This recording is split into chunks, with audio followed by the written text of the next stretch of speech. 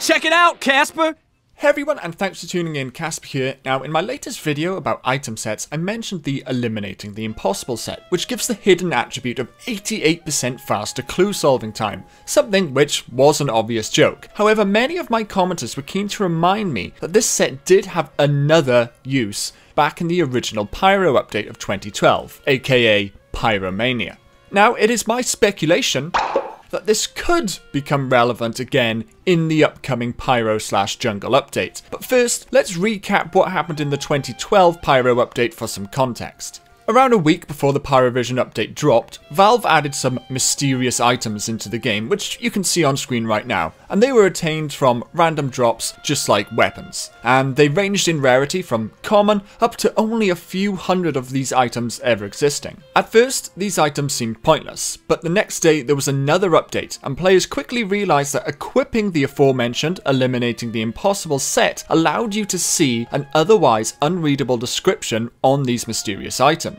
Ladies and gentlemen, the game's afoot. Or, more accurately, an alternate reality game. An ARG was afoot. When combining the descriptions of all these items, a passage from a Sherlock Holmes story was revealed. Sherlock Holmes, of course, being the fictional detective after whom the Eliminating the Impossible set is styled. The passage revealed read, "Think of the deeds of hellish cruelty, the hidden wickedness which may go on, you're in, you're out, in such places, and none the wiser." The passage itself didn't end up having any further use in the ARG, although it could definitely be interpreted as a hint towards Pyro's deranged view of reality, which was later revealed in the Meet the Pyro short. But this wasn't the end of the ARG. Through a series of classic ARG tasks, the community was eventually able to uncover this transcript of conversation between Saxton Hale and various senators about both the disappearance of Poopy Joe, a monkey astronaut, or monkeynaut, as well as the disappearance of the nation's supply of Australium. They accuse Saxton of stealing this Australium, which he neither confirms nor denies, before a fight breaks out, and that's the end of the document.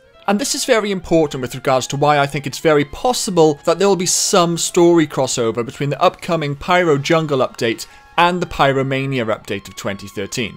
Australium, and the fact it appears to be all gone, played a very important part in the most recent edition of the comic, The Naked and the Dead. I did a plot summary video on this comic, which you can check out with the card on screen now or at the end of the video, or you can read the comic yourself using the link in the description. However, the important bits to note are that the administrator, who is the female commanding voice who speaks to you constantly throughout your matches, has gathered the last of the Australium. This time it's the Australium of the whole world, not just the Australium of the USA like in the Saxton Hale script. And she's using this Australium to keep herself alive. At the end, she uses up all the Australium at once in order to enact her master plan, which is yet to be revealed. And up until this point, before it's revealed that Administrator has got all the Australium, Saxton has been searching for it. So it certainly seems that the story currently being told in the comics, as well as the story from the Pyromania documents, are happening relatively close in time to each other. But this isn't the only aspect of the recent comics which ties in with the Pyromania ARG. After the Pyromania updates, all of the original mysterious items were turned into ash piles, and they were eventually removed from people's backpacks, except for two. These items instead became the Barely Melted Capacitor and the Fireproof Secret Diary. The former, when looked at closely in-game, had a few numbers of it. One of those sets of numbers corresponded to a date on which a blog post was revealed relating to the Pyromania update. However, the other set of numbers was deciphered to spell grey. G-R-A-Y, which turned out to be a reference to Grey Man, another one of the critical characters in the most recent comics. And he was then revealed for the first time a couple of weeks later in a hidden page on the TF2 website, and the URL for that page was of course /Gray, Grey. So, Grey Man was originally referenced back in the Pyromania update, and the item which referenced him for some reason still exists in the game, despite the fact that all the other items added at the same time were removed. All of the items, of course, except the Fireproof Secret Diary, which until this day has still had no explanation as for why it was kept. The developers did eventually update it to double as a spell book over a year later in a Halloween update, but I find it very hard to believe that this is what they had planned originally. So why is this item still in the game even to this day? Why did it survive when all the other items have been removed? And of course, what does all of this have to do with the upcoming Pyro Jungle update? Well, speculation.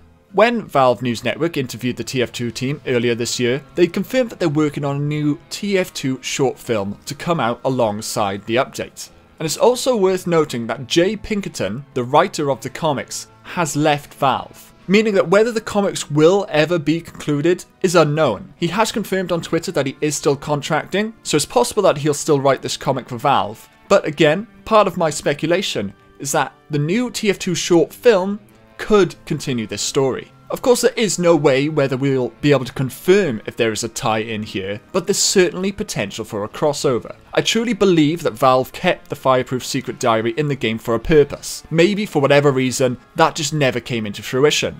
But what better time than now? Why not now, with probably their biggest update of all time, which happens to be closely tied into the Pyro, finish off the story that they started with the original Pyro update. And of course the jungle theme is a large part of the upcoming update, as well as a campaign, but the TF2 comics have been to the jungle many times before, so there's no reason that their story can't go there again. And of course, relating to the campaign, which again we know is coming, let's not forget Miss Pauling. She is the giver of the TF2 campaign contracts, but she's also one of the main characters in all the comics up until this point. So not only have we got the fact that this update is related to the Pyro, and of course all the original ARG content is related to the Pyro, we've got one if not two items who have been kept in the game despite the fact that all their sibling items were removed without any full explanation. We've got the comics all building up to this story, which again ties in with the original Pyro update. And we've got Miss Pauling, driving character of all the comics, closely related to Australium, who's going to show her face again to give us all contracts.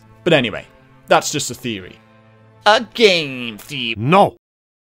So thanks everybody for watching. Linked on screen right now is everything we know about the Pyro update so far. No speculation in that one. And of course this recap story of the number 6 comic. So go check either of those out. And thanks everyone for watching. And again, it's just a theory. Please don't blame me if it's wrong.